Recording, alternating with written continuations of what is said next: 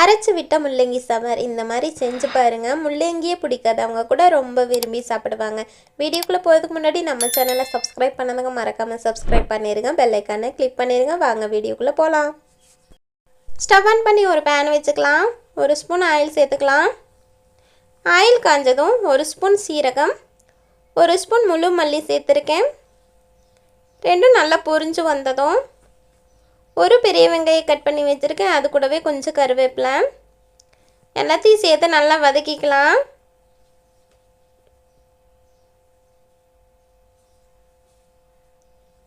வெங்காயம் நல்லா கண்ணாடி பதம் வந்ததும் இதில் 4 தக்காளி கட் பண்ணி வச்சுருக்கேன். அதை சேர்த்துக்கலாம். தக்காளி சேர்த்து நல்லா கலந்து விட்டு அது கூடவே தேவையான அளவு உப்பு சேர்த்துக்கலாம். உப்பு சேர்த்து வதக்குறப்போ சீக்கிரமாக வதங்கி வரும். எல்லாத்தையும் சேர்த்து நல்லா கலந்து விட்டு ஒரு 2 நிமிஷம் மூடி போட்டு நல்லா வேக வச்சுக்கலாம். பாருங்கள், தக்காளி நல்லா வதங்கி வந்துடுச்சு. இப்போது இதில் ஒரு மூடி தேங்காய் துருவி வச்சுருக்கேன். அதை சேர்த்துக்கலாம். தேங்காய் சேர்த்து ஒரு நிமிஷம் மட்டும் நல்லா கலந்து விட்டுக்கலாம். இப்போ ஸ்டவ் ஆஃப் பண்ணிவிட்டு இதை ஆற விட்டு மிக்ஸி ஜாரில் சேர்த்து அது கூடவே தேவையான அளவு தண்ணி சேர்த்து நல்லா ஃபைன் பேஸ்ட்டாக அரைச்சி எடுத்துகிட்டு வந்துடலாம்.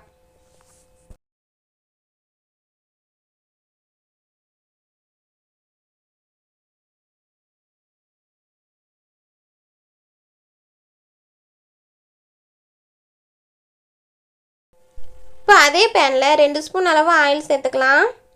ஆயில் காஞ்சதும் 1/4 ஸ்பூன் கடுகு,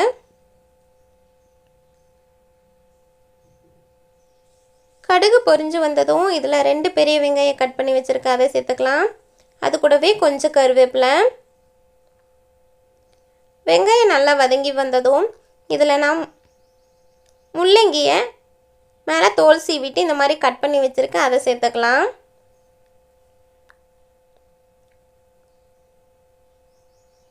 முள்ளங்கி சேர்த்துட்டு நல்லா கலந்து விட்டு வதக்கிக்கலாம். அந்த எண்ணெயிலேயே வதங்கணும்.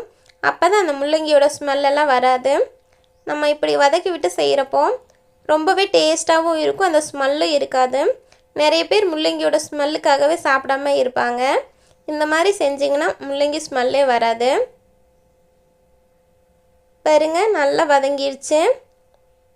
இப்போ தேவையான மசாலா ஆட் பண்ணிடலாம். 1 ஸ்பூன் குழம்பு மிளகாய்த்தூள், 1 ஸ்பூன் வெறும் மிளகாய்த்தூள், 1/4 ஸ்பூன் மஞ்சத்தூள் எல்லாத்தையும் சேர்த்து நல்லா கலந்துட்டு வதக்கிக்கலாம். இது கூடவே நம்ம அரைச்சி வச்சுருக்க மசாலா சேர்த்துக்கலாம். சேர்த்துட்டு நல்லா கலந்து விட்டு அது கூடவே தேவையான அளவு தண்ணி சேர்த்துக்கலாம். தண்ணி சேர்த்துட்டு உப்பு செக் பண்ணிவிட்டு ஒரு 5 நிமிஷம் மூடி போட்டு நல்லா வேக விடுங்க. பாருங்கள், நல்லா வெந்து எண்ணெயெல்லாம் பிரிஞ்சு வருது. லாஸ்ட்டாக கொஞ்சமாக மல்லித்தலை சேர்த்து சர்வ் பண்ணிங்கன்னா அவ்வளோ டேஸ்ட்டாக இருக்கும். கண்டிப்பாக ட்ரை பண்ணி பார்த்துட்டு எப்படி வந்துச்சுன்னு கமெண்டில் சொல்லுங்கள். வீடியோ பிடிச்சிருந்தா லைக் பண்ணுங்கள், ஷேர் பண்ணுங்கள், மறக்காமல் சப்ஸ்கிரைப் பண்ணுங்கள். நிறைய பேர் வீடியோஸ் பார்க்குறீங்க, சப்ஸ்கிரைப் பண்ணாமல் வீடியோஸ் பார்க்குறீங்க, மறக்காமல் சப்ஸ்கிரைப் பண்ணுங்கள். தேங்க்ஸ் ஃபார் வாட்சிங்.